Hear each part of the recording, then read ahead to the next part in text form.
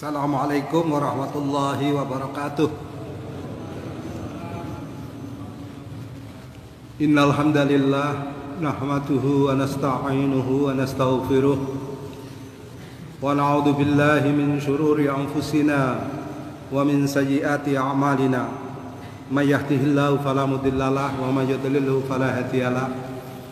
Wa asyhadu an la ilaha illallah wahdahu la syarikalah wa asyhadu anna Muhammadan abduhu wa rasuluhu la nabiyya ba'dah. Qala Allah Ta'ala fi kitabil karim ba'da a'udzu billahi minasyaitonir rajim. Ya ayyuhalladzina amanu taqullaha haqqa tuqatih wa la tamutunna illa wa antum muslimun. Ya ayyuhan nasu taqu rabbakumul ladzi khalaqakum min nafsin wahidah wa khalaqa minha zawjaha wa batha minhuma rijalan katsiran wa nisaa'a wattaqullaha alladzi tasaaluna bihi wal arham innallaha kana 'alaikum raqiba. Ya ayyuhalladzina amanu taqullaha wa qulu qawlan sadida yuslih lakum a'malakum wa yaghfir lakum dzunubakum wa may yuti'illaha wa rasulahu faqad faza fawzan 'azima. Wa inna astaqal hadithi kitabullah wa khairal hadi hadi Muhammadin sallallahu alaihi wasallam wa syarrul umuri muhdatsatuha inna kulla muhdatsatin bid'ah wa kulla bid'atin dhalalah wa kulla dhalalatin finnar. Allahumma shalli wa sallim ala nabiyyina Muhammadin wa ala alihi wa ashabihi walladzina tabauhum bi ihsanin ila yaumiddin amma ba'd.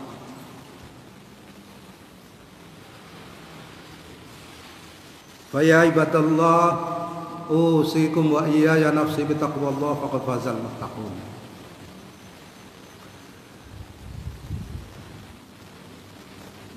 Ayyuhal ikhwah, kita bersyukur kepada Allah Subhanahu wa taala dengan syukur yang banyak. Pagi hari ini sekali lagi Allah Subhanahu wa taala mencurahkan rahmat, nikmat dan karunia-Nya kepada kita sekalian.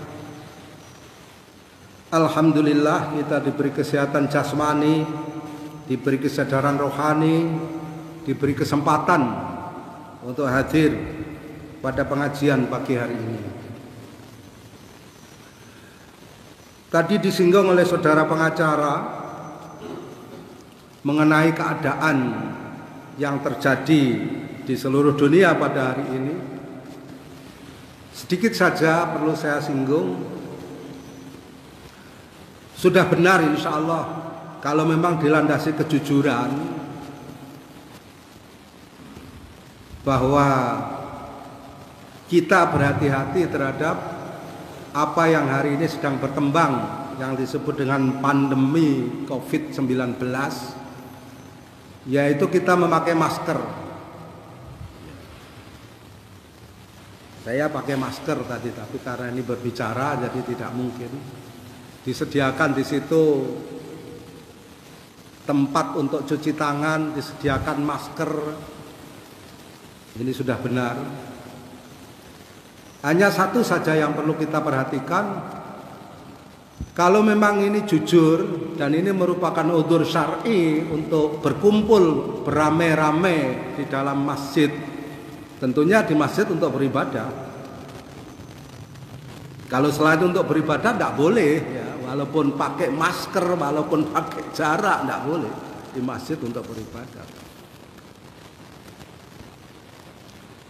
Kalau memang benar ada udzur syar'i, saya lebih cenderung menyarankan daripada datang ke masjid kemudian harus softnya itu ada jarak semeter atau 1,5 meter atau 2 meter antar jamaah.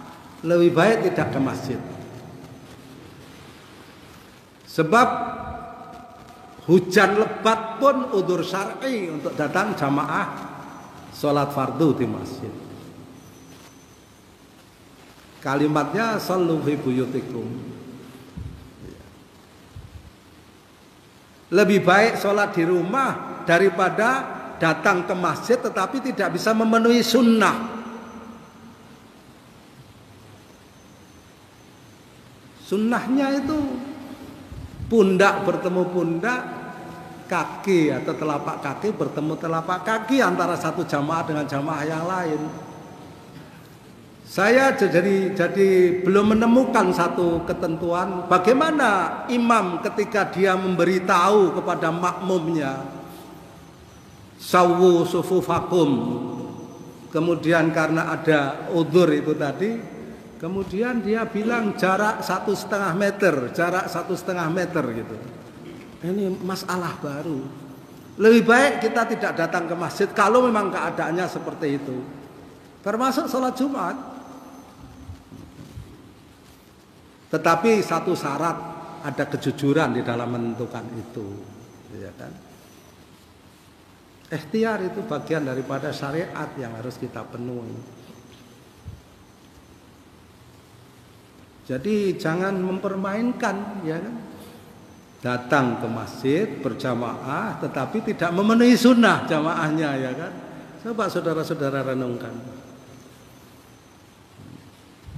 Saudara-saudara yang hadir di sini memenuhi masjid ini masih lebih sedikit daripada jumlah jamaah di Masjidil Haram ketika sholat tarawih, ya.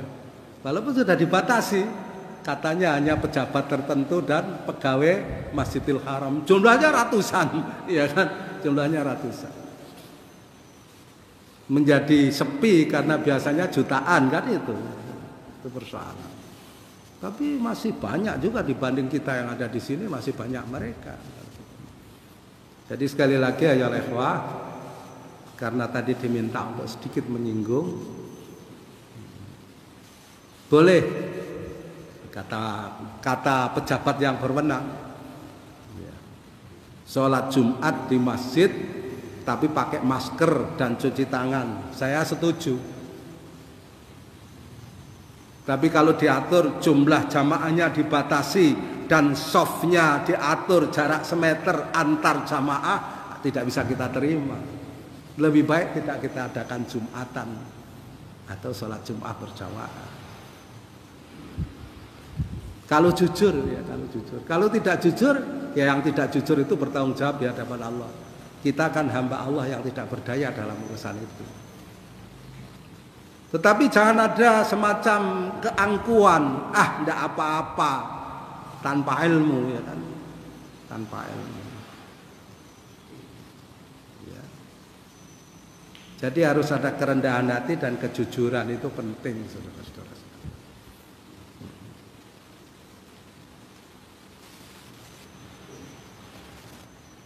Berikutnya kita ngaji pada kitab yang selama ini sudah kita kaji, Afatun 'alat Thariq. Ya, ini penting sekali. Kita sudah sampai kepada halangan yang ke-16, yaitu ghibah, al-ghibah. Menarik sekali kitab ini ya ikhwah. Selama ini kita berpikir bahwa musuh besar yang menghalangi seorang muslim mukmin yang soleh untuk taqarrub kepada Allah Subhanahu wa taala itu yang tidak nampak namanya setan, jin, yang nampak namanya tauhid. Ya kan? Selama kita selalu berpikir begitu. Iya.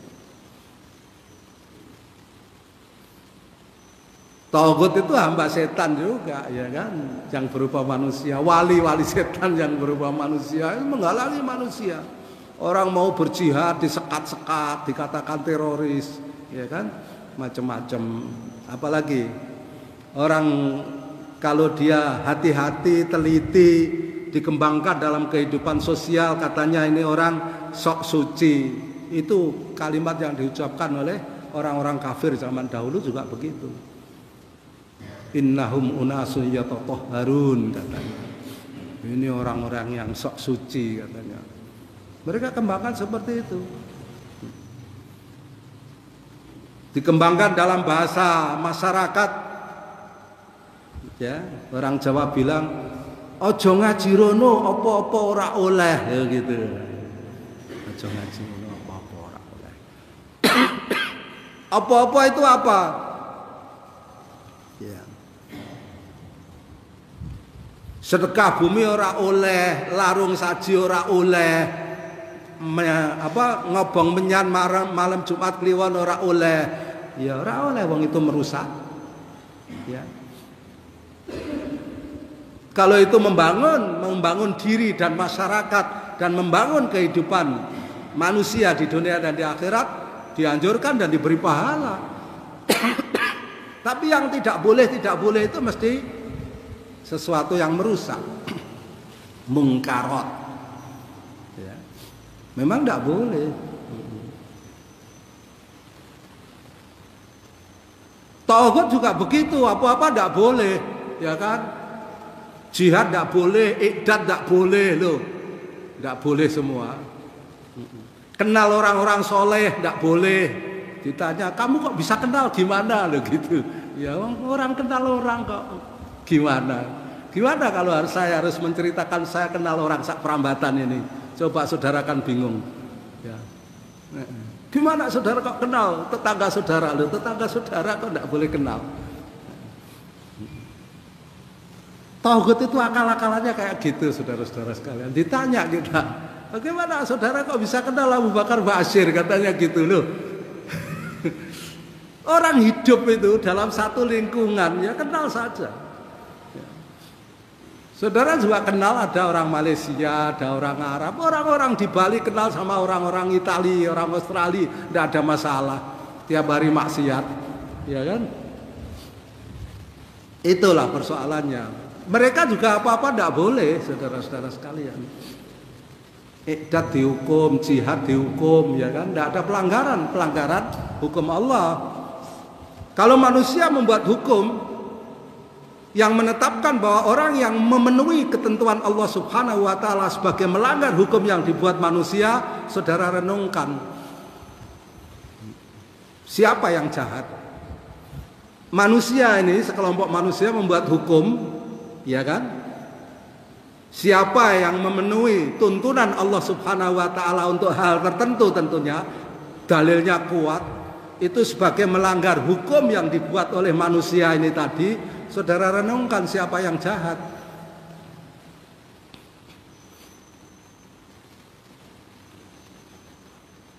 Orang tidak pernah mau berpikir kan ke sana.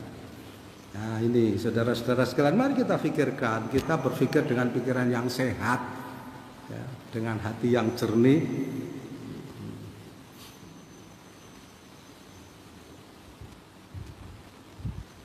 Seorang muslim itu kalau ditanya apa yang saudara kehendaki dari kehidupan ini, seorang muslim ini kalau ditanya tidak akan menjawab bahwa kami menginginkan bahwa pertumbuhan ekonomi 5,10% atau 5,9% atau 5,6%. Kami menghendaki bahwa sekian tahun ke depan seluruh bangsa Indonesia terbebas dari kemiskinan. Itu omong kosong. Belum pernah sejarah manusia, ya, itu seluruh manusia terbebas dari kemiskinan, belum pernah ada. Maka ada syariat zakat, ada syariat sedekah. Ya. Kalau semua orang kaya, saudara-saudara sekalian, saudara bingung mengatur kehidupan ini. Allah menjadikan ada yang miskin supaya kita bisa hidup dengan baik. Yang miskin kemudian mengambil, ya, pekerjaan, ya, dari yang kaya mengambil jasa yang miskin. Coba kalau sama-sama kaya, tidak ada tukang batu, tidak ada yang mencangkul sawah kita. Memang itu dibuat, tidak ada tukang ojek, tidak ada tukang Grab. Memang Allah membuat seperti itu. Tidak ada, belum pernah ada. Sepanjang sejarah hidup manusia dari Adam sampai hari ini, belum pernah manusia seluruhnya terbebas dari kemiskinan. Itu omong kosong, ya kan? Saudara ditipu seperti seekor sapi yang dikasih rumput, tetapi diikatkan pada satu kayu yang diikat ke lehernya. Setiap sapi itu jalan mau ngambil rumput, jalan juga rumputnya ke depan. Iya. Tidak pernah ada. Nanti dikoreksi setiap sekian bulan. karena ada ini ada itu tidak tercapai target itu, khayalan. Maka seorang muslim ditanya, apa sih maunya orang Islam? Seorang muslim itu maunya apa dari hidup ini? Sederhana.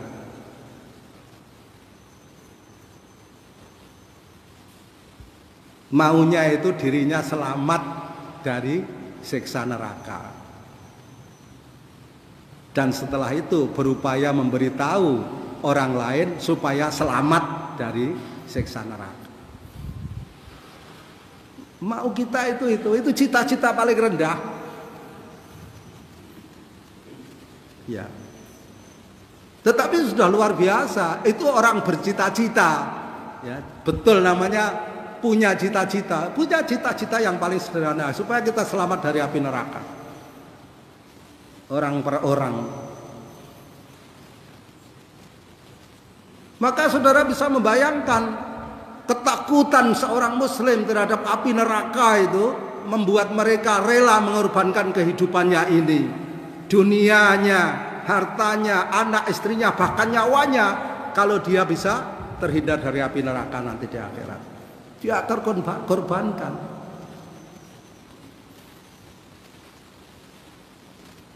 Iya. Setelah itu dia akan berusaha bagaimana menasihati orang lain supaya terhindar dari api neraka. Sudah cita-citanya itu. Ya. Umar bin Khattab radhiyallahu anhu itu tidak pernah punya cita-cita bagaimana memakmurkan Mesir, itu tidak jadi makmur juga. Ya.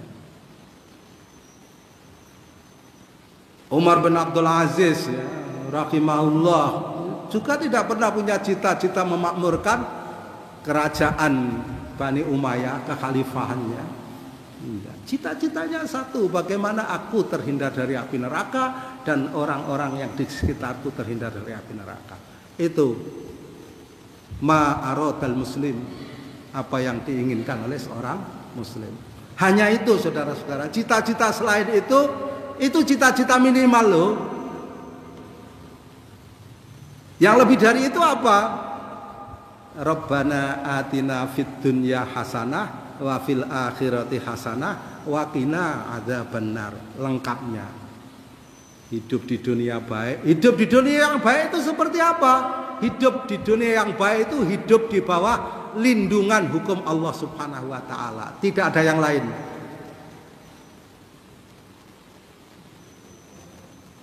Saudara jangan renungkan, jangan menganggap bahwa hidup di dunia yang baik itu terbebas dari penyakit, tidak pernah ada. Tidak ada pandemi atau taun, tidak pernah ada. Kalaupun harus terbebas dari taun itu saudara-saudara, itu mestinya pada zaman kekhalifahan Umar bin Khattab radhiyallahu an terbebas semuanya orang-orang yang ingin ya, diridhai oleh Allah Subhanahu wa taala. Taun pada masa kekhalifahan Umar bin Khattab radhiyallahu anhu itu membunuh 25.000 orang Islam.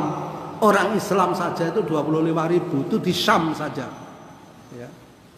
Tidak 200 sekian negara katanya hari ini. Orang Islam saja di Syam, Madinah tidak kena.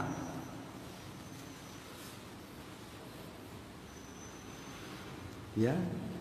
Jadi kalau kita ditanya apa sih maunya orang Islam, sederhana Pak.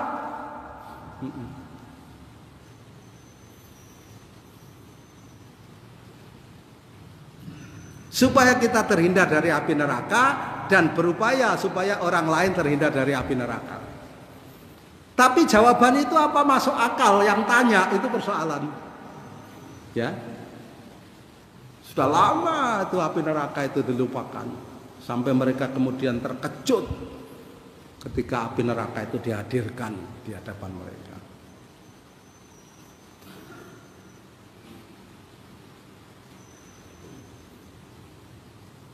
Orang Islam diberi kesadaran awal oleh Allah Subhanahu wa taala melalui Rasulnya Nabi Muhammad SAW untuk masalah ini.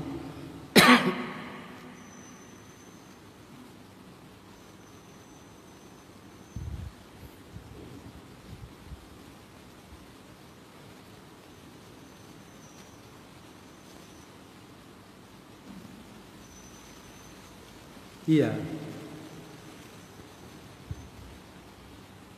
Saudara-saudara coba renungkan.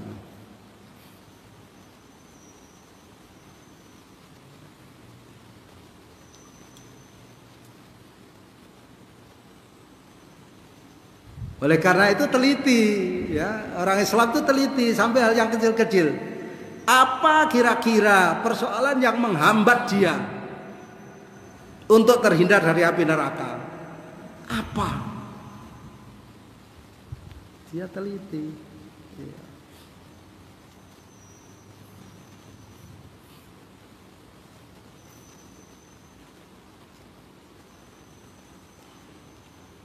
Orang sudah bisa mengalahkan musuhnya yang paling besar. Sepasukan tentara kafir dikalahkan oleh pasukan tentara muslim. Sudah. Tetapi apakah sepasukan tentara muslim ini kemudian dia akan selamat dari api neraka? Belum tentu. Ya. Musuh dari dalam itu lebih hebat dan lembut. Ya kan? Menarik.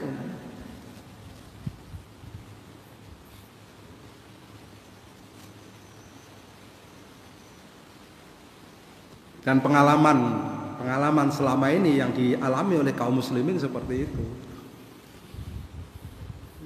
Ya. Secara militer, Mujahidin melawan Rusia, melawan Soviet menang dengan peralatan yang sangat berbeda jauh, tapi nyatanya menang. Ya.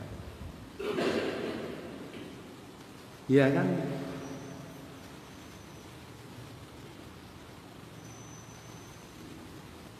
Kalau saudara membaca perkembangan-perkembangan yang diberikan oleh para analis yang jujur, kaum Mujahidin melawan Amerika dengan perlengkapan dan tentara yang sedemikian hebat, kalah Amerika. Ya. Dari sisi apapun, dari sisi militer kalah, sisi ekonomi kalah. Ya. Kalau saudara lihat. Kalah.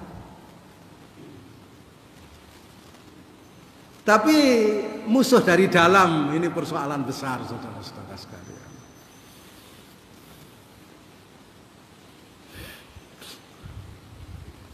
Lah, kajian ini itu sangat penting, saudara. Termasuk kajian di As-Salamah kalau kita mengkaji tarbiyah jihadiyahnya Ustaz Abdul Azam rahimahullah, orang mengira bahwa itu akan berisi ajaran-ajaran indoktrinasi yang keras, bahwa tagut itu kafir. Memang tagut itu kafir. Kalau tagut tidak kafir, terus yang kafir siapa, ya kan? Ya. Tagut itu musuh memang, ya kan? Itu kan definisi-definisi yang jelas. Tetapi bahwa di situ diajarkan bagaimana mujahid mempunyai satu akhlak yang mulia.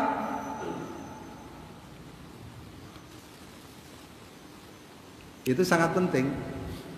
Ya. Saya melihat ada kesamaan cara berpikir dari penulis kitab ini dengan penulis kitab Tarbiyah Jihadiyah. Ternyata saudara-saudara sekalian, kita hampir tidak pernah menyadari dan hampir tidak pernah menaruh perhatian serius bahwa halangan ke-16 yang bernama ghibah, ngerasani itu musuh besar bagi mujahid, musuh besar bagi hamba Allah untuk terhindar dari api neraka.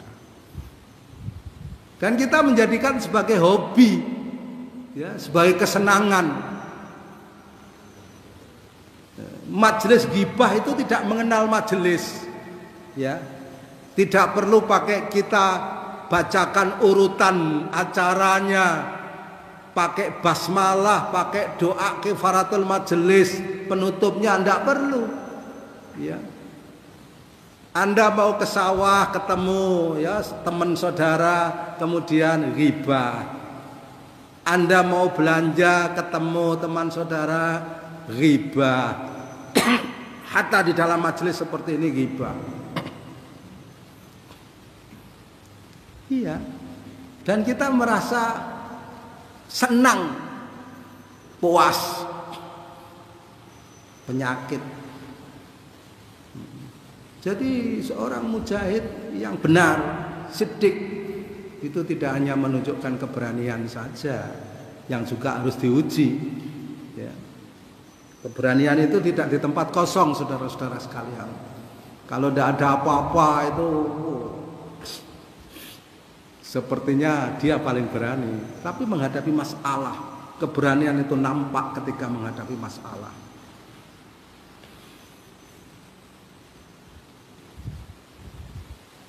Iya. Menghadapi masalah itu matanya nanar, bicaranya kacau, ya kan?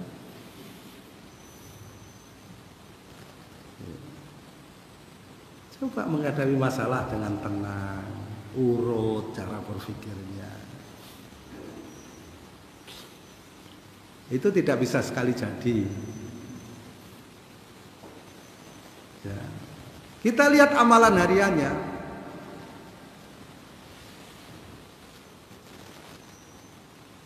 Kalau para salafus soleh, sahabat Abu Darda radhiyallahu anhu mengingatkan kepada kita sekalian, innama tuqatiluna bi a'malikum. Masa ujian yang paling genting itu sebenarnya ketika kita berperang, saudara-saudara. Ada musuhnya, ya kan? Itu sesungguhnya kalian itu tidak mampu berperang. Yang menjadikan kalian mampu berperang secara sungguh-sungguh itu amal kalian harian itu, ya kan? Orang yang kelihatannya tawadhu, khusyuk, ya, harian.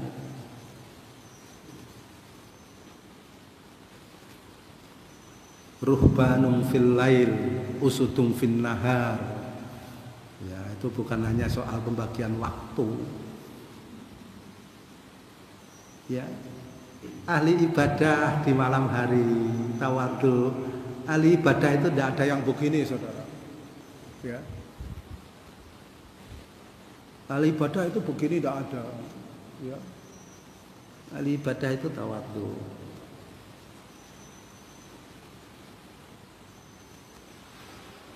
Tidak boleh suaranya dikencangkan sekencang-kencangnya, tidak boleh.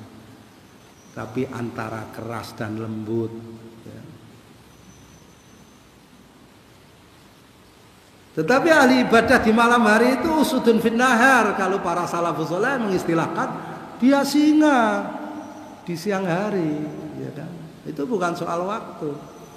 Ya.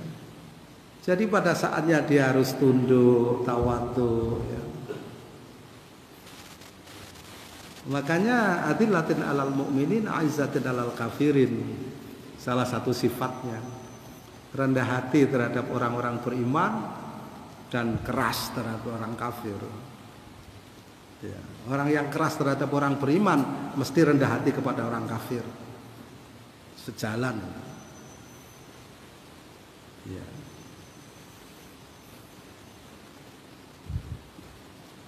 Iya. Lembut terhadap orang beriman, ya kan? Melihat penderitaannya itu ya, membuat dia tidak bisa tidur, berpikir bagaimana melepaskan penderitaannya. Ketika ada ikhwannya itu menyimpang dari jalan Allah Subhanahu wa taala, dia sedih. Karena dia sendiri belum bisa memperbaiki dirinya, ya. Kemudian dia harus memperbaiki saudaranya itu.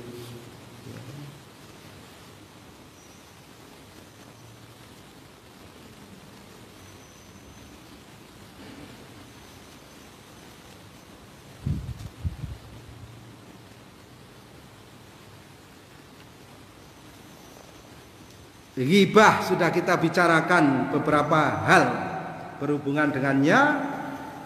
Sudah 3 fasal kita bicarakan.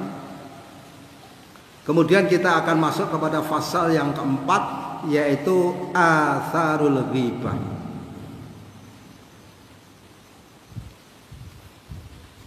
Pengaruh buruk yang ditimbulkan oleh ghibah.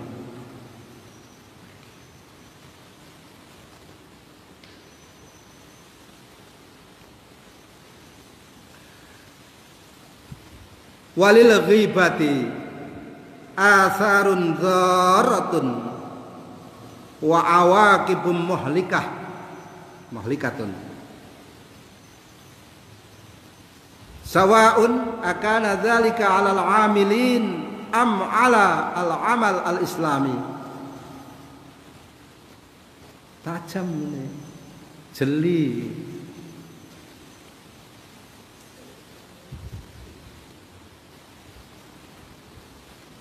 Kita berharap pengajian kita membawa pengaruh kepada pikiran kita, perasaan kita, perilaku kita, bukan sekedar memenuhi jadwal.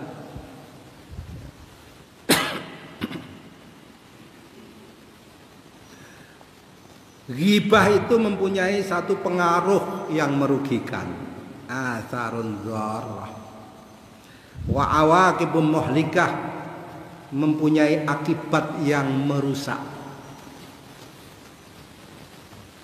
Baik itu pada pelakunya maupun pada kegiatan amal islami secara umum.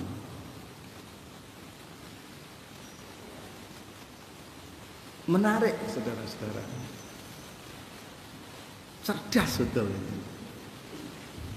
Apa yang kita lakukan bukan kita. Apa yang dilakukan sekelompok orang Islam di sini sebagai sebuah kekeliruan itu akan berpengaruh kepada kemajuan kaum muslimin secara keseluruhan. Bukan hanya berpengaruh kepada dirinya, ya.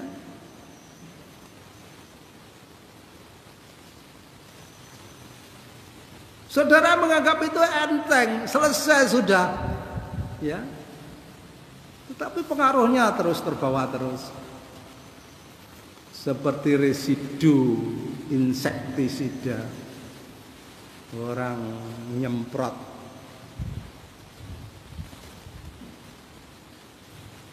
tanaman sayurannya dengan insektisida, kacang lanjarannya terbebas dari cabuk, selesai, puas, terus dia mendapatkan buahnya itu panjang-panjang dan besar, dipetik, dimakan, tapi itu berpengaruh, ya. Residu sisa daripada insektisida itu dimakan, nanti mempengaruhi. Umur 30 tahun tidak terasa, 40 tahun tidak terasa, umur 50 tahun mulai mata kabur. Wah, umur 50 tahun biasa mata kabur, ya kan? Terus begitu. Pinggang mulai terasa sakit umur 50 tahun, sudah dimakan umur, gitu. Kesimpulannya sederhana.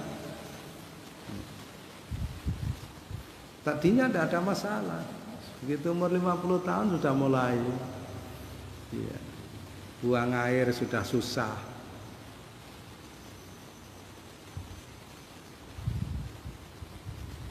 Residu, ghibah.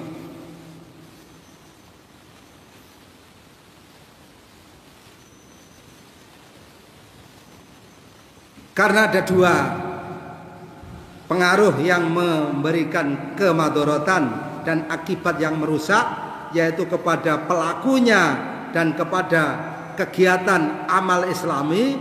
Dibahas lebih dahulu yaitu kepada pelakunya. Dan ini penting. Tadi sudah kita sampaikan di pembukaan, apa atau yang diinginkan oleh seorang muslim. Saudara ingat-ingat itu, ya kan?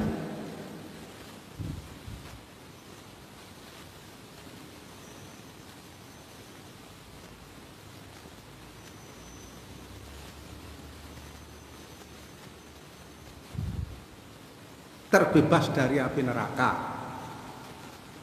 Setelah dirinya dia berupaya bagaimana orang di sekitarnya terbebas dari api neraka.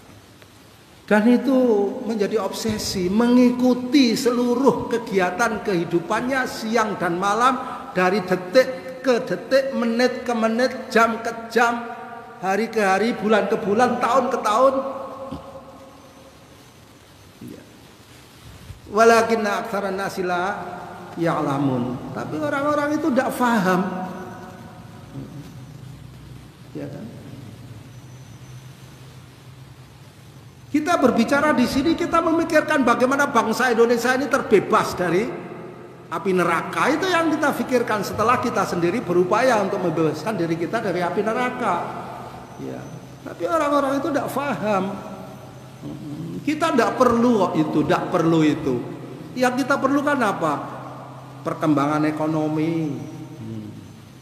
Saudara-saudara sekalian, Nabi Sallallahu Alaihi Wasallam mengingatkan kepada kita. Yaqulu tabaraka wa ta'ala li ahwani ahlin nari adaban. Allah Subhanahu wa ta'ala berkata kepada penduduk neraka yang paling ringan siksanya. Yang paling ringan siksanya. Yang paling ringan siksanya itu diberi sandal dan talinya dari api neraka, begitu dia pakai mendidih otaknya seperti mendidihnya air di dalam periuk. Perumpamaannya seperti itu. Saudara renungkan, manusia belum pernah menyaksikan ada siksa seperti itu di dunia ini.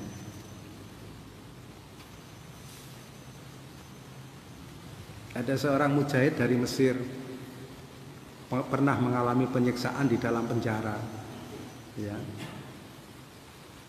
Setelah Anwar Sadat mati, ya, ditembak, itu ada mujahid-mujahid mengalami siksaan dalam penjara.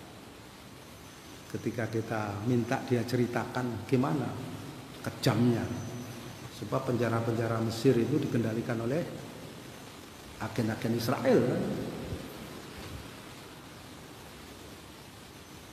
Dia bacakan itu hadis tentang tapi siksa di dunia itu tidak seberapa dibanding dengan seringan-ringannya siksa di neraka.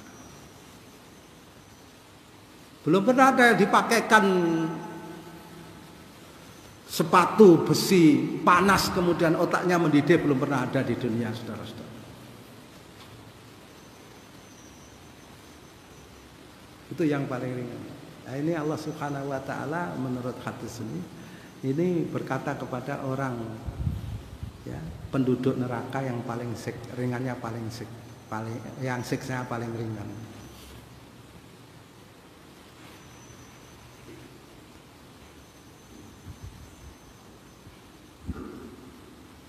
Lau kanat lakat dunya wa ma fiha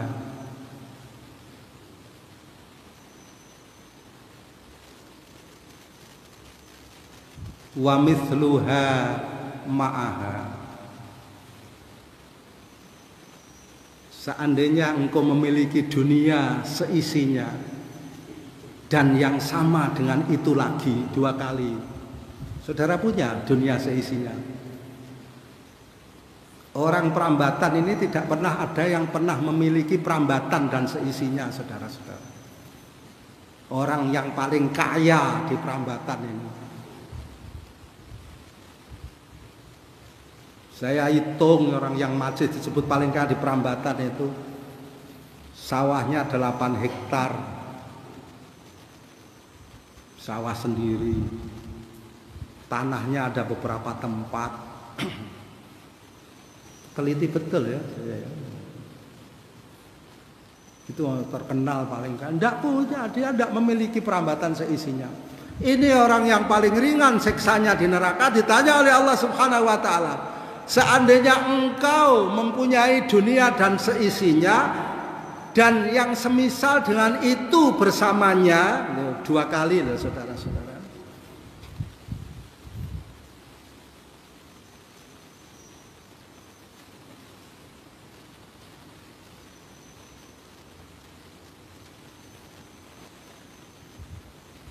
Orang yang paling kaya di dunia ini tidak memiliki itu, saudara. bahkan desa di tempat dia tinggal tidak dia miliki. Apalagi ini dunia seisinya. Akunta muftadian biha, apakah engkau akan menebus siksa paling ringan di neraka itu dengan dunia seisinya ditambah dunia seisinya itu? Fayaqulu na'am, maka berkata orang yang disiksa itu iya, jelas, pasti iya, na'am.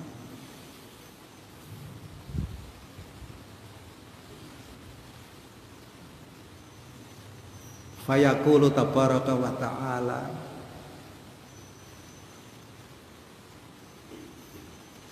qad aradtu minka ahwana min hadza wa anta fi sulbi Adam. Aku benar-benar telah menginginkan darimu yang lebih ringan dari itu. Tidak usah dunia seisinya 2 kali itu. Aku menginginkan darimu sesuatu yang lebih ringan dari itu, sementara engkau berada di sulbi Adam, masih di dalam alam ruh.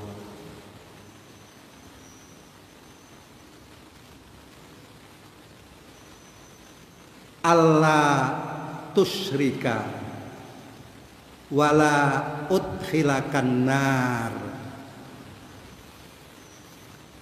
Sederhana saja, tidak usah dunia seisinya ditambah dunia seisinya lagi, yaitu supaya engkau tidak menyekutukan, tidak musyrik, tidak berlaku syirik, dan jaminannya wala udkhilakan nar, dan aku tidak memasukkanmu ke dalam neraka. Fa abaita illa syirk, maka engkau menolak dan engkau memilih syirik. Saudara-saudara sekalian, coba saudara baca keterangannya bagus sekali di Fathul Majid tentang syirik.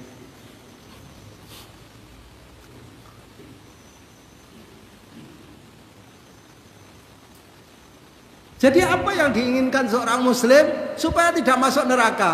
Supaya tidak masuk neraka, apa yang harus dilakukan? Tidak syirik.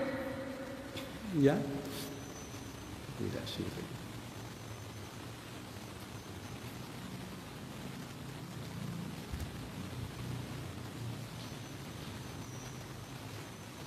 Syirik itu lembut, saudara-saudara sekalian.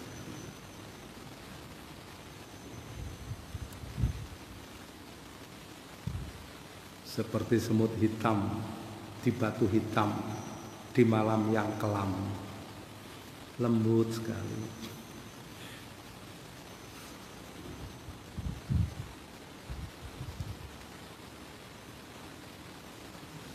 Mengabaikan tuntunan Allah Subhanahu wa taala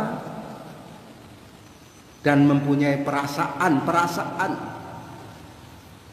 bahwa ada tuntunan yang lebih baik dari tuntunan Allah Subhanahu wa taala, bagian daripada syirik.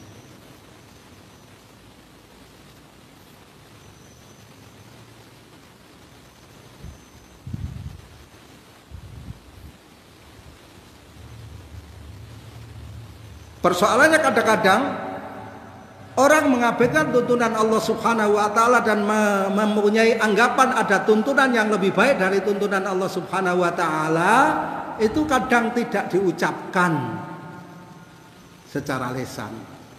Satu, yang kedua, kadang-kadang peraturan baru yang menggantikan peraturan Allah itu bukan peraturan orang lain, bukan peraturan pemerintah, peraturannya sendiri.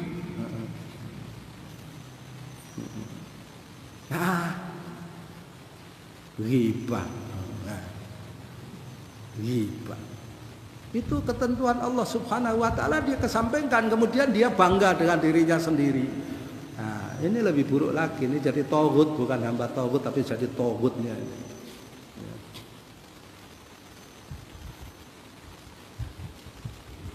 Jadi tauhid ya, tauhid itu banyak, bukan mereka saja yang tauhid ya.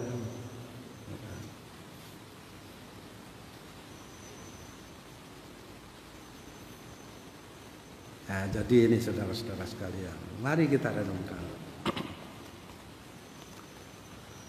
Satu, alal amilin, pengaruh buruk akibat yang merusak bagi pelaku riba adalah qaswatul qalbi. Hatinya menjadi keras.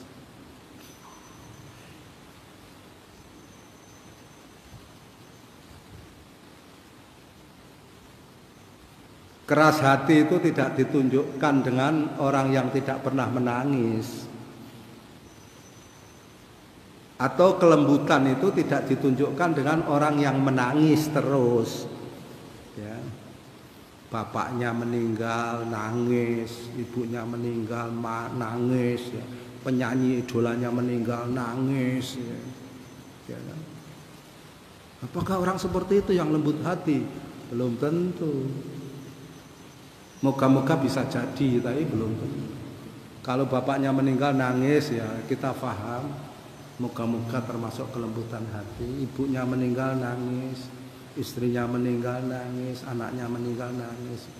Tapi kalau penyanyi idolanya meninggal nangis, itu orang keras hati.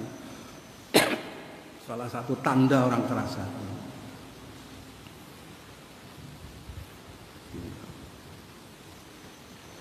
Pelawak badut di Jakarta mati, kok kita nangis di sini buat apa?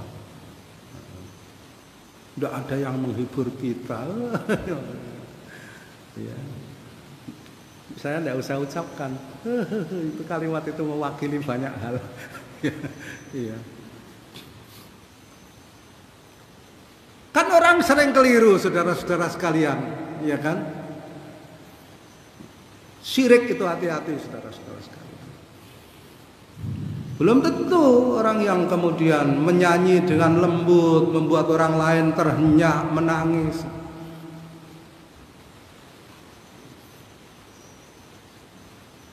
Itu orang yang lembut hati, belum tentu.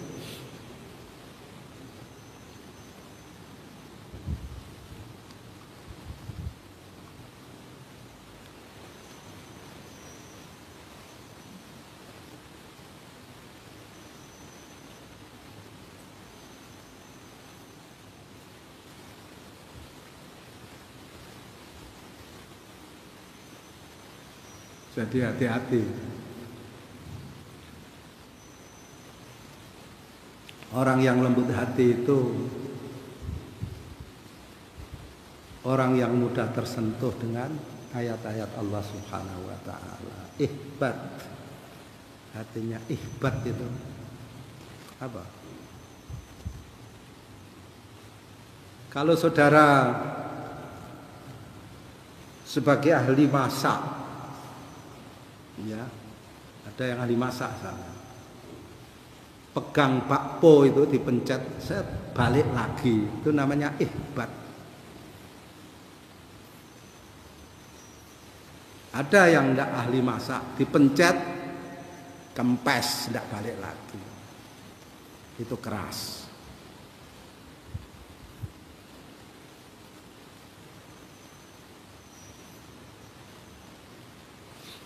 Kita ngaji sendiri itu, ada kitabnya, ihbat. Di Madarijus Salikin itu.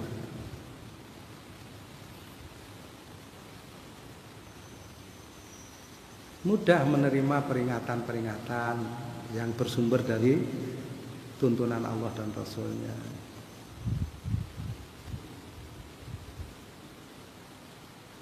Tidak perlu pakai nangis, ya, tidak perlu pakai nangis.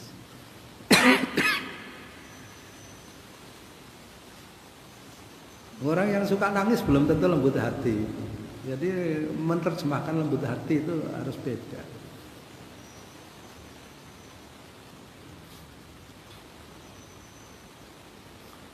Maka benar orang Jawa itu tepat sekali. Orang yang suka nangis itu bukan disebut lembut hati kalau orang Jawa, disebut gembeng. Apa gembeng ini? Gembeng. Gembeng itu bahasa apa? Pakai jeren bahasa Inggris. Gembeng. Gembeng. Bahasa Inggris, bahasa Jawa itu ya, ada jerennya, ada gembeng, ada kreweng. Apalagi keras hati. Zalika annal mughtab katsirul kalam bi ghairi dzikrillah li'annahu waqqa'un fi a'radin nas akalul lihumihim. Kesalahannya sudah 3, baru 1 pembahasan. Karena orang yang ghibah, menjadikan ghibah sebagai kesenangan, kebiasaan, itu dia banyak bicara tanpa zikir kepada Allah Subhanahu wa taala.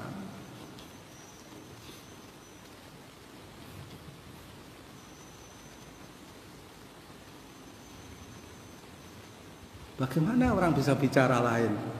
Saudara hafal berapa surat dalam Al-Quran? Juz amma katakanlah. Mengulangi terus setiap hari supaya tidak hilang hafalan itu, habis waktu saudara. Saudara hafal berapa puluh saja, tidak usah ratus hadis. Saudara mengulangi ya, puluhan hadis itu setiap hari ya. Habis waktu saudara.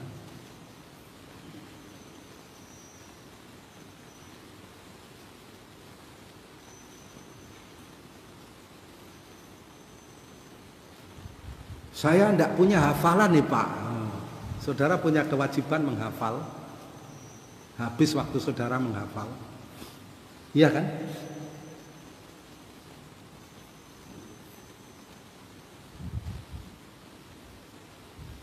Bagaimana orang Islam tidak punya hafalan? Tidak punya hafalan Al-Quran seberapapun, tidak punya hafalan hadis seberapapun. Ya hidupnya, ngomongnya itu tidak ada zikir, pasti tidak ada zikir. Ya, tidak dunia, tidak akhirat. Hafalan Al-Quran tidak ada, hafalan hadis tidak ada. Terus mengerti harga emas enggak juga, mengerti kurs mata uang asing enggak juga. Nah terus gimana? Apa yang mau dicari?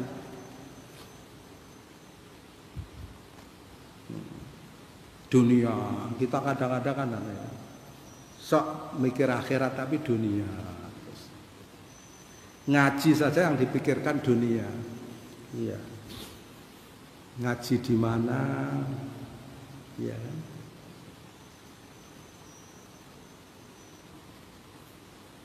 Ada yang kehilangan dunia besar ini Ramadan tahun ini ya kan.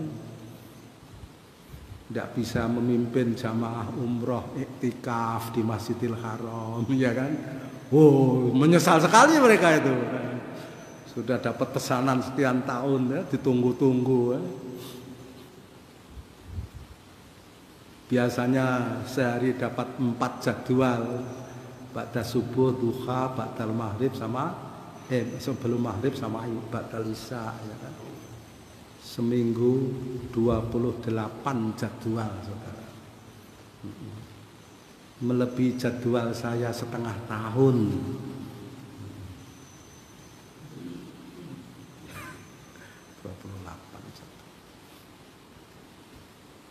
Ya jadwal yang ditulis itu 50 sekian saja setahun itu ya kan. Cuman apakah dia berpikir akhirat? Itu persoalannya ya kan. 28 kali sekian, nah itu persoalannya kan. Nah, ini masalah besar. Jadi sekali lagi apa yang dikehendaki seorang muslim, membebaskan dirinya dari api neraka dan berusaha membebaskan orang lain dari api neraka setelah itu. Itu saudara-saudara ingat-ingat. Apapun profesi saudara, saudara petani sudah ingat begitu. Saudara perhatikan apa yang saudara tanam, apakah saudara yang menumbuhkan atau ada yang menumbuhkan, siapa yang menumbuhkan. Ada yang kewajiban saudara keluarkan zakatnya setiap kali panen, ada yang putaran setahun. Selalu akhirat yang difikirkan. Terus dia menasihati keluarganya, istrinya, anak-anaknya diberitahu, ya kan. Saudara berdagang, ya kan.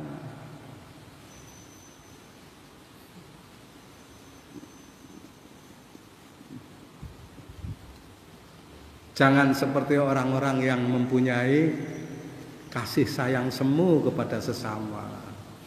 Iya kan? Maksud saya gimana kasih sayang semu itu? Ya, orang yang tadinya mempunyai usaha apa, setelah ada pandemi COVID-19 dia ganti usaha yang membantu itu. Bikin masker, bikin APD, ya kan, itu kan seolah-olah mempunyai satu perhatian. Tapi sasarannya sama, mencari untung yang sebesar-besarnya. Sama.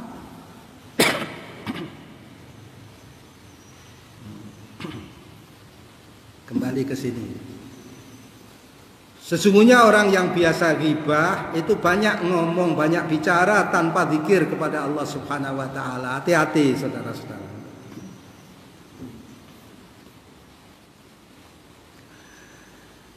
Sesungguhnya li'anna waqa'un fi a'radin nas.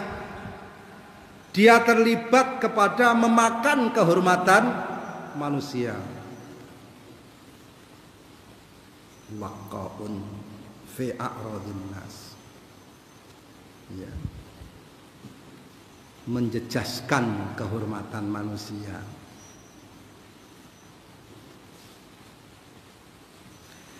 Akalul liluhumihim, memakan akal, ya, memakan daging saudaranya itu tadi. Kalau di dalam Al-Qur'an bangkai saudaranya.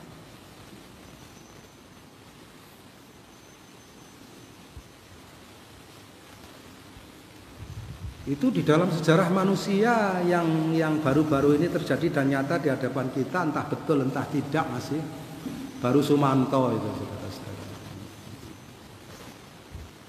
Katanya. Tapi ini dalam pengertian ruhiyah, ya kan, tidak makan betul, tapi diumpamakan sebagai mana makan secara hissiyah. Ya. Sampai seperti itu loh saudara-saudara sekalian. Kalau saudara-saudara makan jambu, kemudian di dalam jambu itu ada sindatnya. Sindat, saudara buang. Ya. Sindat. Tidak terima sekali ngomongnya sindat. Sindat, mana? Sindat loh gitu. Ya. Tapi orang yang ghibah itu menikmati saja, ya, daging bangkai saudaranya itu, ya kan. Tidak pakai dicelup kecap sama bawang.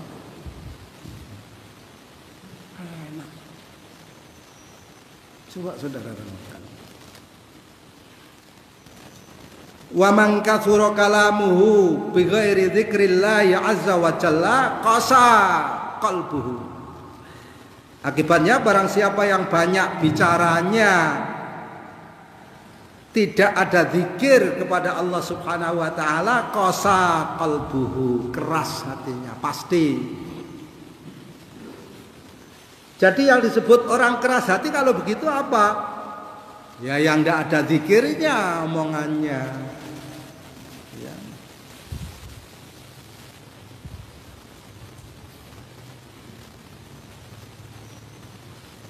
Ingat kepada Allah. Ya.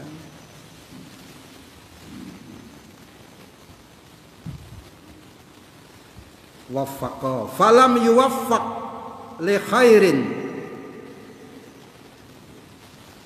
abadan. Yuwaffaq ya, pakai lam, ada lam di depan. Dan dia tidak mendapatkan taufik kepada kebaikan selama-lamanya. Wa in wuffiqa, kalaupun dia mendapatkan petunjuk taufik, fa inna ma huwa taufiqul jawarih, maka itu merupakan petunjuk yang bersifat zahir, anggota badan. La taufiqul qulub, bukan petunjuk taufik yang bersifat hati, di dalam hati. Ya orang munafik. Ya orang munafik kan.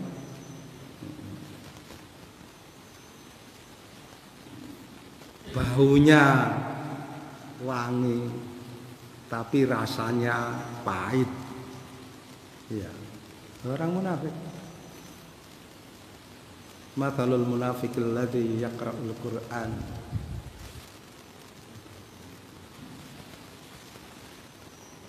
Perumpamaan orang munafik yang membaca Al-Qur'an.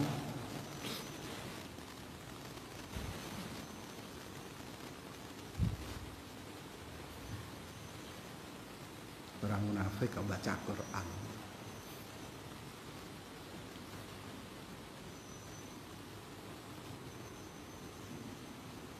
Ya.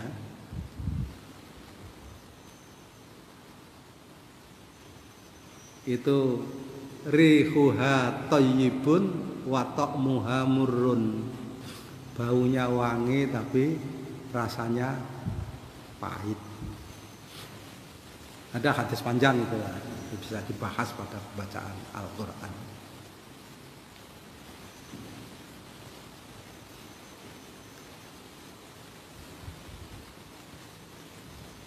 Waliha ulai mir rabbihim alwail kullal wail. Dan orang-orang yang demikian itu mendapatkan alwail ya, apa celaka, kecelakaan di atas kecelakaan dari Rabb-nya. Sebagaimana disebutkan di dalam surat Az-Zumar ayat 22 ya, nanti dicek. Fawailul lil qasiyati qulubuhum min dzikrillah ulaika fi dhalalim mubin. Menarik sekali saudara-saudara, hubungan antara ayat ini dengan keterangan di depan. Maka kecelakaan bagi orang yang keras hati, orang-orang ya Maka kecelakaan bagi orang-orang yang keras hatinya dari zikir kepada Allah, mereka itu di dalam kesesatan yang nyata.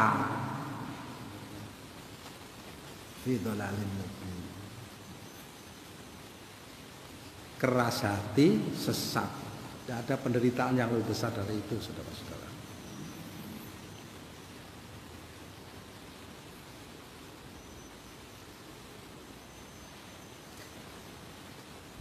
Itu yang pertama. Kemudian pengaruh buruk yang kedua bagi pelaku ghibah dan akibatnya yang merusak bagi pelakunya at-ta'arrudu li sakhatillahi wa ghadabihi.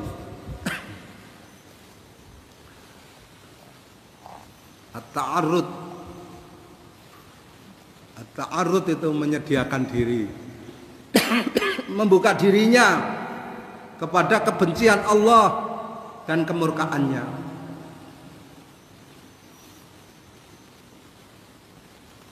Itu congkak sekali orang seperti itu ya.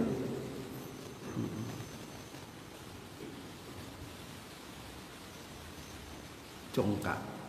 Ada murid ini congkak. Tidak mau pakai seragam, tidak mau pakai sepatu yang benar ya kan. Dikasih tahu. Nanti kamu di rest. Rest itu bahasa Inggris ya, rest. Disuruh ngasuh tapi tidak enak. Nanti kamu di rest sama Pak Guru, tidak apa-apa, congkak. Betul berangkat ke sekolah kemudian disuruh berdiri di luar di tempat panas sama gurunya, nangis. Congkak. Ini lebih buruk dari itu saudara-saudara sekalian. Congkak orang. Menyediakan diri kok dibenci sama dimurkai Allah Subhanahu wa taala. Coba saudara renungkan.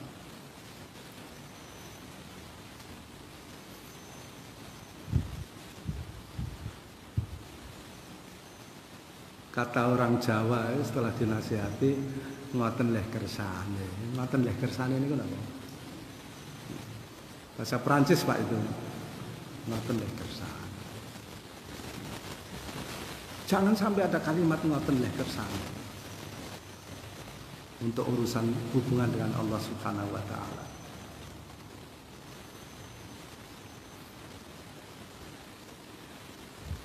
Itu kan kalimat bagus, kalimat merendahkan diri kelihatannya, tapi berangkat dari kecongkaan.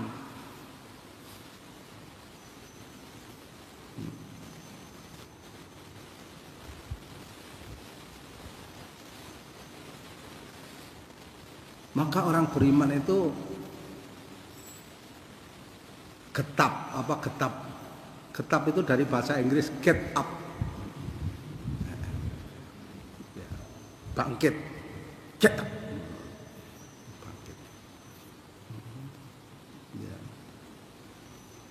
Ya, orang Jawa, orang Indonesia pernah dijajah Belanda, ya kan? Yang ngerti bahasa Belanda sedikit, ya kan? Kastengel, apa kastengel itu? Sebentar lagi rame. Ngerti bahasa Inggris sedikit. Jadi orang itu yang getap, getap itu maksudnya kalau ada apa-apa segera bangkit, get up. Pernah bahasa dijajah Inggris, Perancis sedikit, ya kan? Yang lama dijajah oleh Hindu, ya kan? Yang itu banyak. Orang Islam sampai tidak sadar.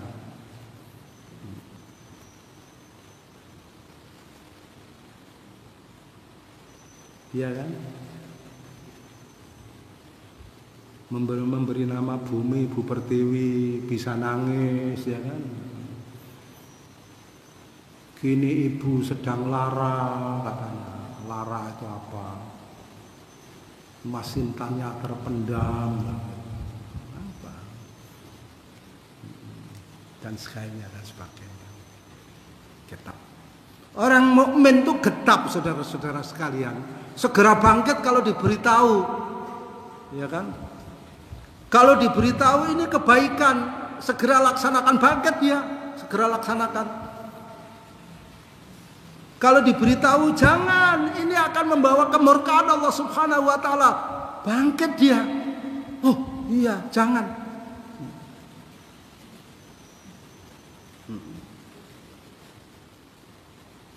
Bukan yang diberitahu ini kebaikan. Ngoten lek kersane, mangke kula turane mawon.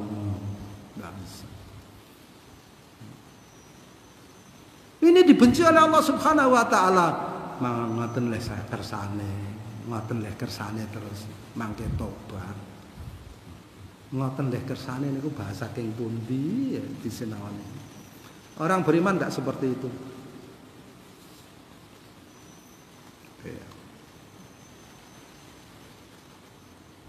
Ketakutannya masuk ke dalam sesuatu yang tidak disukai oleh Allah Subhanahu wa taala itu seperti ketakutannya masuk ke dalam api neraka. Kecintaan dan kemaruknya terhadap apa yang dicintai oleh Allah Subhanahu wa taala itu seperti kemaruknya ketika ia diberitahu masuk surga. Rebutan. Ya. Seandainya orang beriman itu tahu apa yang dijanjikan keutamaan oleh Allah untuk shaf pertama sholat jamaah, dia akan datang berebut.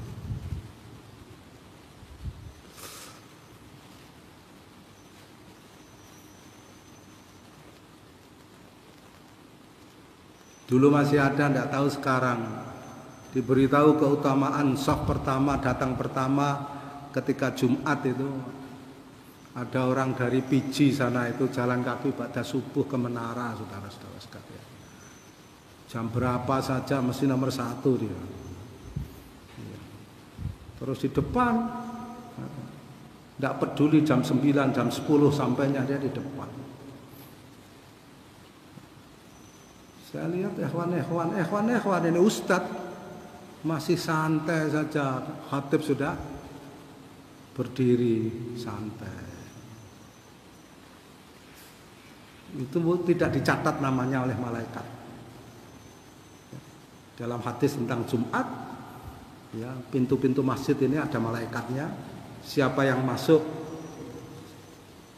sop pertama dicatat namanya, sop kedua dicatat nama, sop ketiga dicatat. Begitu khatib berdiri assalamualaikum, bukunya ditutup, dia duduk, malaikat yang mencatat itu duduk mendengarkan khutbah. Jadi siapa yang datang setelah khatib berdiri tidak dicatat namanya. Bukunya sudah ditutup, malaikat sudah mendengarkan khutbah. Tapi saya lihat hewan-hewan ya santai ya. Tengok di situ ya, sudah penuh apa belum gitu. Saudaranya terpaut 5 menit saudara-saudara. Ya, antara yang di sop ketiga dengan yang setelah khatib berdiri 5 menit. Nama saudara tidak tercatat di dalam buku registrasi.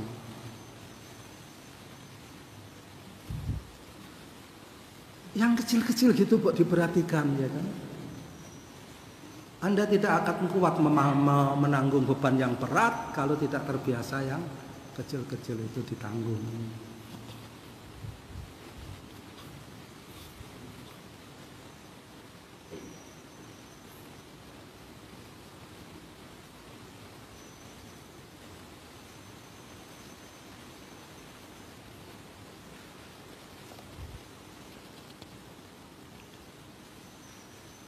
Jadi yang kedua, dia menyediakan dirinya untuk kebencian Allah dan kemurkaan Allah. Wadhalika, yang demikian itu annal mughtaba qad tatawala bihadhil ghibah ala hududillah. Nomor 1, tatawala, melampaui. Tatawala fil bunyan, ya, tanda hari kiamat. Kita membangun bangunan, besoknya lagi ada yang membangun lebih tinggi lagi. Ada yang membangun Monas, Malaysia membangun Menara Petronas. Mana lagi? Negara Teluk tidak mau kalah bikin Menara Buruj. Kerajaan Saudi bikin Grand Jam, hotel Hilton itu dulu di depan Masjidil Haram, hotel yang paling megah. Sekarang kayak rumah buruk di bawah Grand Jam, ya kan? Rumah buruk. Tatawal. Qad tatawala bihadhil ghibah ala hududillah. Orang yang berghibah ini dia telah melampaui garis Allah Subhanahu wa taala. Ya, melampaui hudud, batas-batas ketentuan Allah Subhanahu wa taala. Wa ata mungkarom minal qawli wa zura, dan dia telah mendatangi kemungkaran dan kebohongan di dalam ucapannya, minal qawl.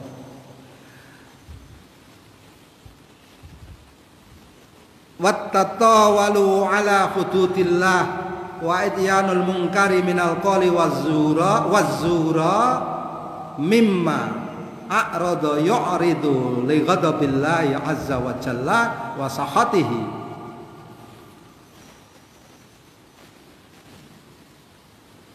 Dan melampaui batas ketentuan Allah Subhanahu wa taala dan melakukan kemungkaran di dalam ucapan dan juga berkata bohong. Wazur, hati-hati saudara-saudara.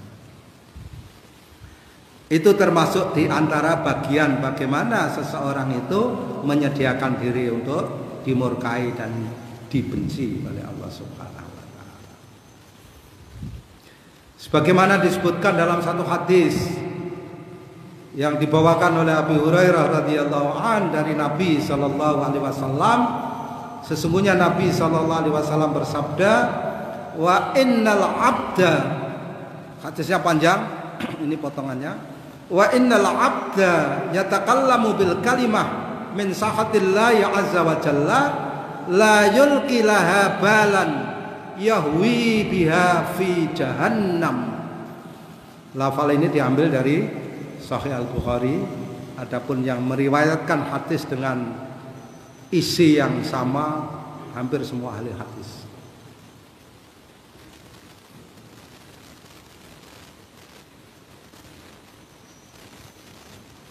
Rasulullah Shallallahu Alaihi Wasallam bersabda, dan sesungguhnya seorang hamba dia berkata satu kalimat yang menjadikan kebencian Allah Subhanahu Wa Taala, dia menganggap ucapannya itu tidak apa-apa, bahkan dia sudah lupa, tetapi ucapan itu membawa dia kepada jahanam. Ini yang menakutkan saudara-saudara sekalian. Saya ini kadang-kadang ditanya oleh ikhwan, Ustadz dulu pernah menyampaikan ini ya, gimana itu Ustadz? Lupa saya, blank. Ada kalimatnya apa? Enggak. Tapi saya ingat Ustadz menyampaikan itu di sini, saya sudah lupa. Itu yang paling mengerikan, saudara. Kita sudah lupa, tapi catatannya ada. Coba bayangkan.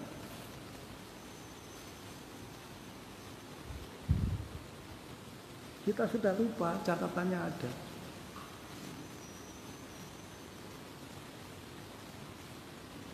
Kemudian apa yang kita lupakan itu besok ditanya, ini kamu dulu. Begini, ini catatannya. Tidak bisa bicara kan kita.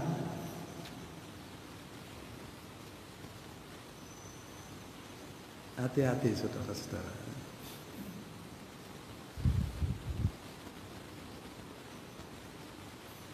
Kadang kita diam terhadap sesuatu yang kita harus bicara.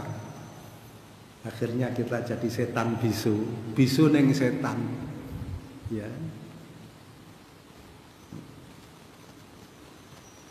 Atau berbicara terhadap sesuatu yang kita tidak harus bicara.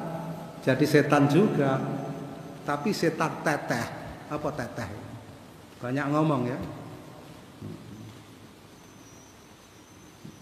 Atau kadang-kadang dua-duanya, ya, di satu keadaan jadi setan bisu, yang harusnya dia bicara, dia tidak bicara, ya.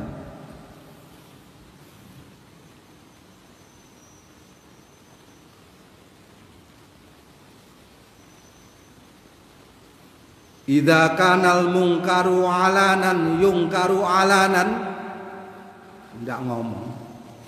Ketika mungkar itu sudah terang-terangan, maka harus diingkari, ditolak dengan terang-terangan, dia bisu, ya. Jadi setan bisu, setan tapi ya kan, bisu orang setan, ya kan.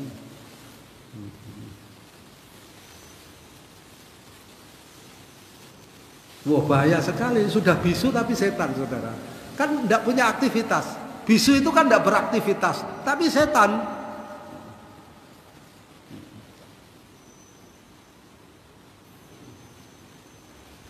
Tapi kadang-kadang bicara sesuatu yang dia tidak harus bicara. Setan juga. Setan orator namanya. Setan orator. Apa lawan daripada bisu saudara? Ngomong kan tidak cukup ngomong.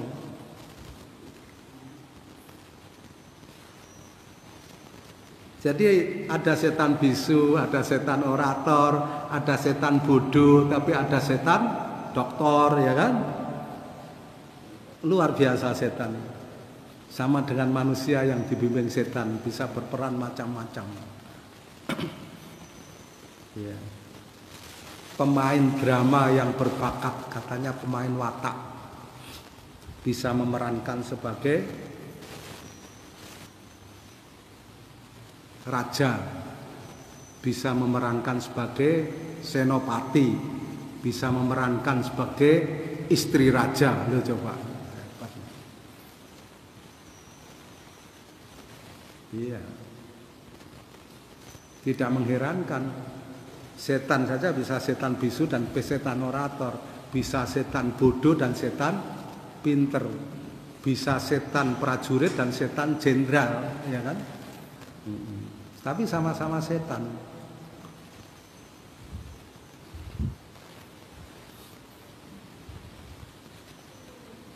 Menarik saudara-saudara sekalian.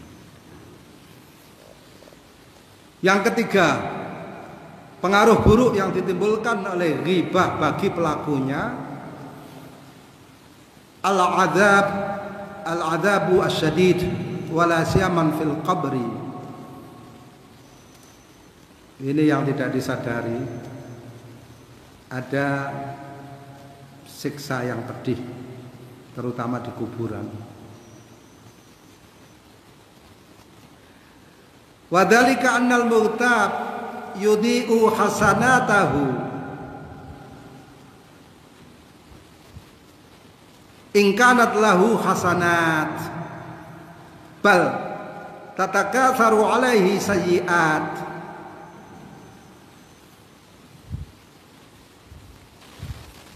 Karena pelaku ghibah itu sendiri, dia telah menyia-nyiakan kebaikan yang ia kumpulkan. Kalaupun memang ada kebaikan baginya,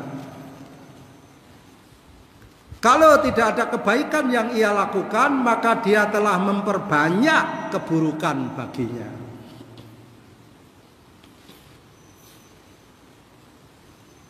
Menarik saudara-saudara. Tidak ada orang sebodoh ini. Saudara kalau menanam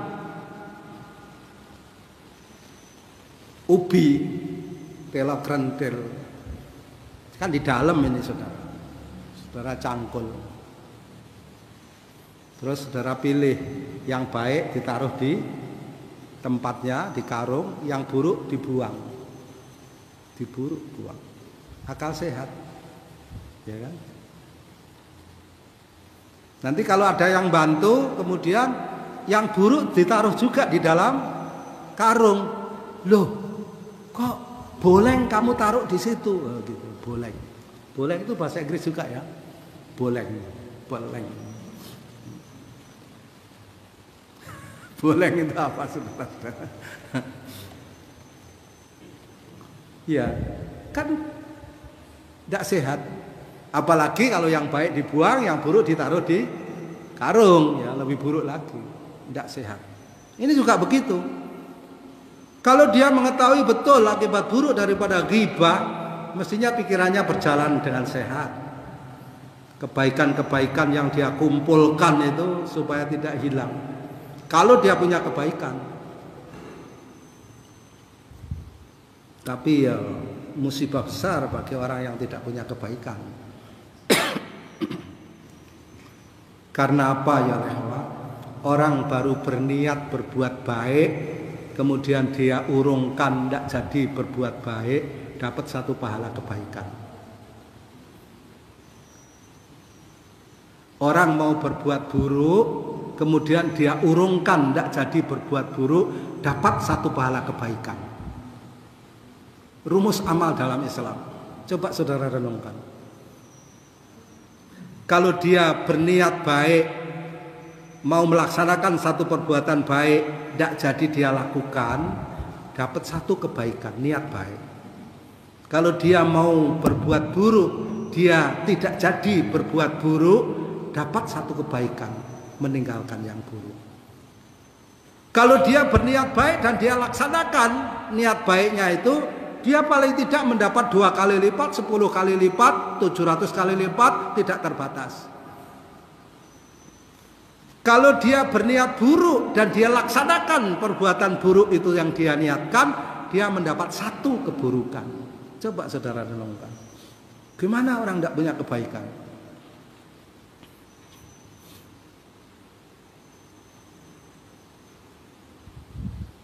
Kalau setiap hari saudara membaca satu ayat Al-Quran, Alif Lam Mim, 3 huruf itu, bukan 1 huruf. 1 huruf 10 kebaikan. 1 huruf 1 kebaikan dan digandakan oleh Allah dengan 10 kebaikan. 1 huruf alif, alif, harfun, lam, harfun, mim, harfun.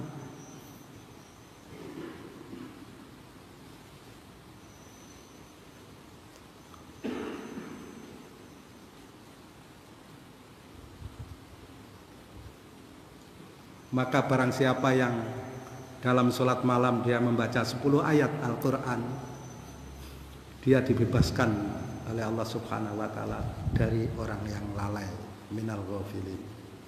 Barang siapa membaca 100 ayat dalam sholat malamnya, maka dia termasuk orang-orang yang qanitin, ahli ibadah.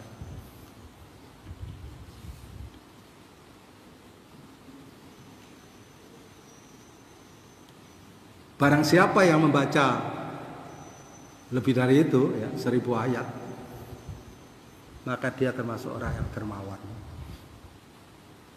mudah berbuat baik.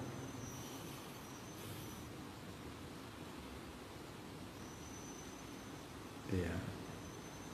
Ada ikhwan itu setelah mendengarkan keterangan itu, setiap sholat malam itu dia baca. Kalau saudara sholat 11 rakaat, rakaat pertama saudara baca Inna fi khalqis samawati wal ardi 11 ayat sampai akhir. Kemudian rakaat kedua saudara baca apa? Katakanlah ayat kursi 11 ayat.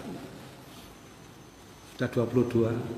Saudara witir Sabbihisma rabbikal a'la, qul ya ayyuhal kafirun, qul huwallahu ahad, qul a'udzu birabbin nas, qul a'udzu birabbil falaq, qul a'udzu birabbin nas. Itu sudah 40 ayat ditambah 22 ayat, 62 ayat. 6 rakaat berikutnya, ya, tengah-tengahnya ini saudara tinggal baca 38 ayat. Cari saja. 100. Ya. Saudara dicatat sebagai qanitin, ahli ibadah. Murah sekali Allah Subhanahu wa ta'ala. Kalau tidak mampu cuma 10 ayat, ya saudara, cuma witir dok 3 rakaat. Itu kalau 3 rakaat witir itu ikut aturan Sabbihis, qul ya ayyuhal kafirun, qul huwallahu ahad, qul a'udzu birabbil falaq, qul a'udzu birabbin nas, saudara sudah membaca 40 ayat. Saudara terbebas dari golongan orang-orang yang lalai. Murah sekali Allah Subhanahu wa ta'ala. Witir 1 rakaat pakai apa? Witir 1 rakaat qul huwallahu ahad, qul a'udzu birabbil falaq, qul a'udzu birabbin nas. Ya, 4, 5, 6 ayat itu. Ngepres. Ya. Ngepres. Tapi masuk golongan orang yang tidak lalai.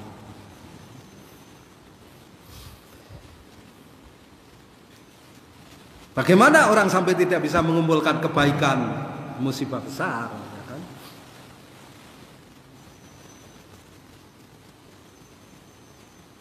Yang ada di sekitar masjid ini nanti sore misalnya datang ke sini menjelang buka puasa, jalan 1 langkah itu kebaikan, 1 langkah kebaikan, 1 langkah kebaikan. Niatnya mendengarkan pengajian, niatnya iftar, ya, takjil, kemudian niat ikut sholat jamaah maghrib, kebaikan. Pulang nanti begitu mendengar adzan isya datang lagi, 1 langkah 1 kebaikan. Coba kita renungkan, bagaimana orang bisa ada mengumpulkan kebaikan?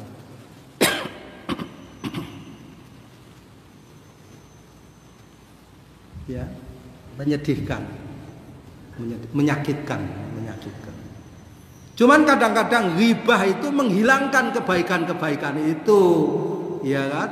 Ini yang kita sangat khawatir, saudara-saudara sekalian. Sudah lulus dari urusan dengan Allah Subhanahu wa ta'ala, tapi tidak lulus dari urusan dengan manusia, ya.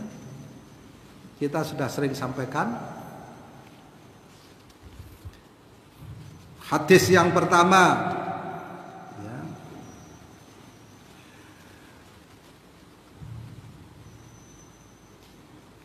faqad marra Rasulullah sallallahu alaihi wasallam bi qabraini.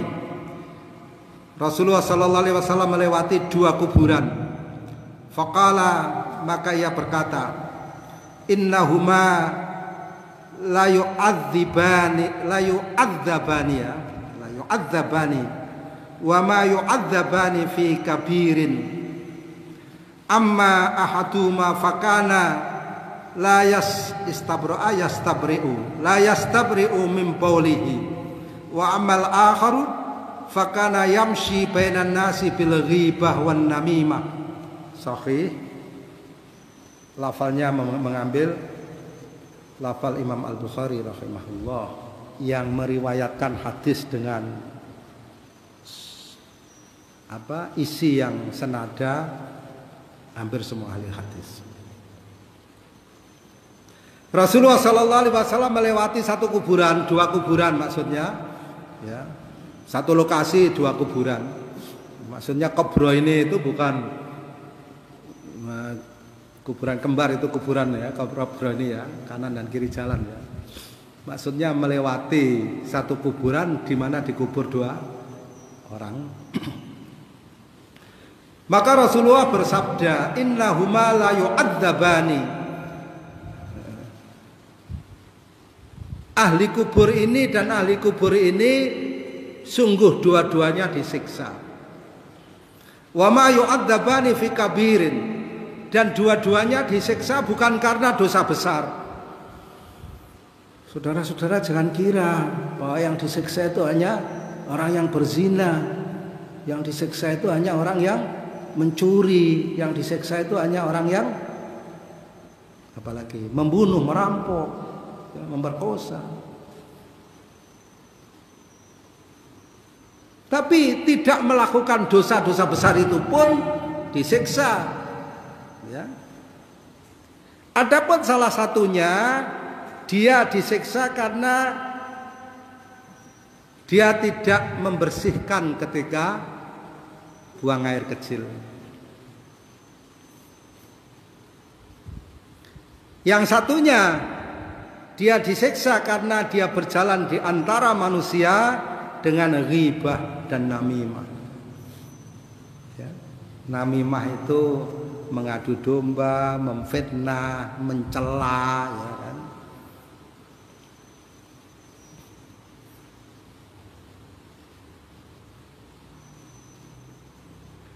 Hadis yang kedua sudah sering kita sampaikan. Rasulullah Sallallahu Alaihi Wasallam bersabda kepada para sahabatnya, atadruna mal muflis? Tahukah kalian siapa orang yang bangkrut itu?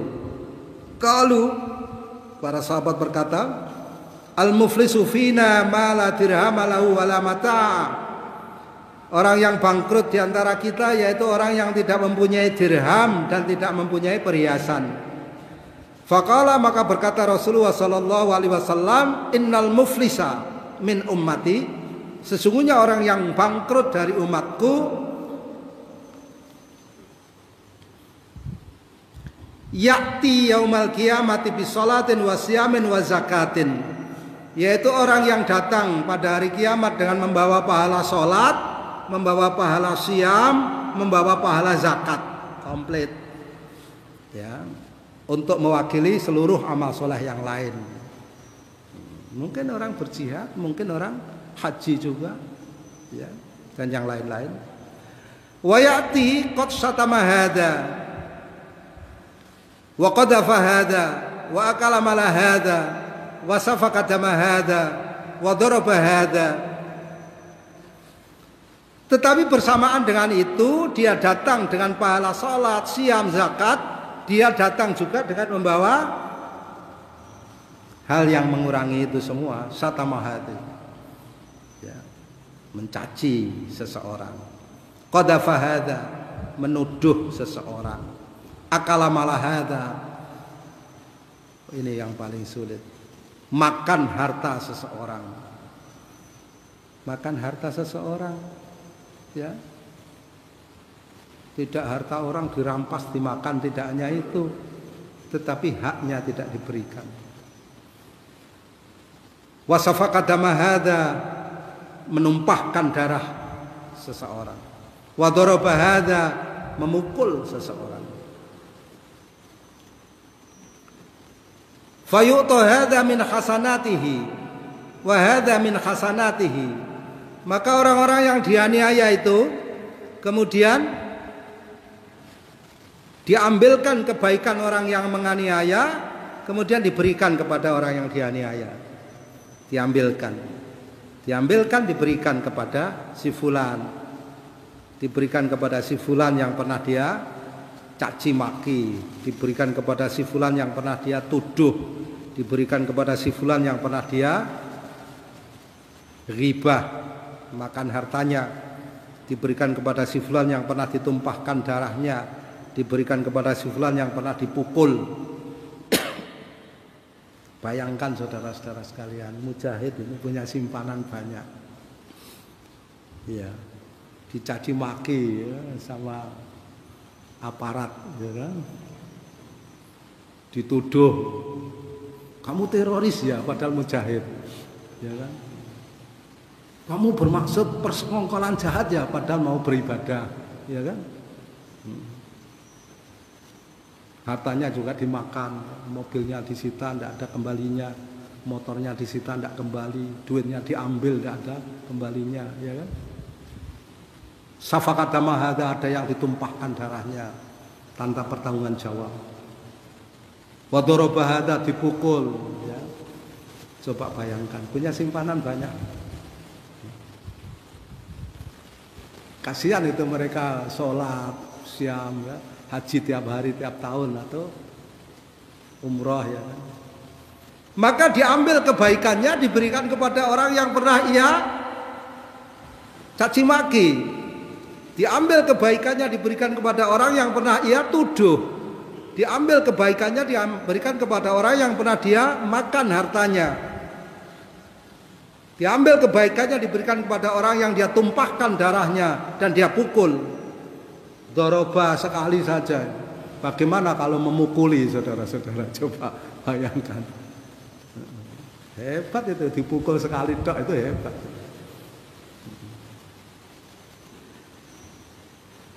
Fa'im faniyat hasanatuhu, maka apabila kebaikannya sudah habis, qabla ayyuqdha ma'alih, sebelum terlunasi tanggung jawabnya, ukhidha min khotoyahum, diambil keburukan daripada orang yang pernah ia aniaya itu, dosa-dosanya, faturihat alaihi, dilemparkan kepada orang yang menganiaya itu tadi, summa turiha finnar, kemudian dilemparkan ke dalam api neraka. Banyak perawinya, tetapi kita ambil lafal dari Imam Ahmad rahimahullah. Ngeri saudara-saudara, ngeri.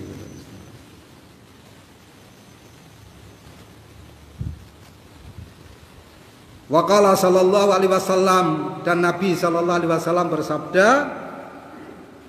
lamma orijabi marartu biqaumin lahum adfarun min nuhasin yahmashuna wujuhahum wa sudurahum faqultu man haula'i ya Jibril? Qala haula'i alladziina ya'kuluna luhuman nas wa yaqauna fi a'radihim. Rawahu Ahmad. Nabi sallallahu alaihi wasallam bersabda ketika aku dimi'rajkan, ya, dari Masjidil Aqsa ke Sidratul Muntaha, aku melewati satu kaum yang kukunya terbuat dari tembaga dan dia menggaruk wajahnya dan dadanya dengan kuku yang terbuat dari tembaga itu. Maka aku heran dan aku bertanya kepada Jibril, siapa mereka itu? Berkata Jibril, mereka itu adalah orang-orang yang memakan daging manusia, yaitu tadi ghibah, dan mereka itu terjerumus ke dalam mencemarkan kehormatan manusia. Naudzubillah.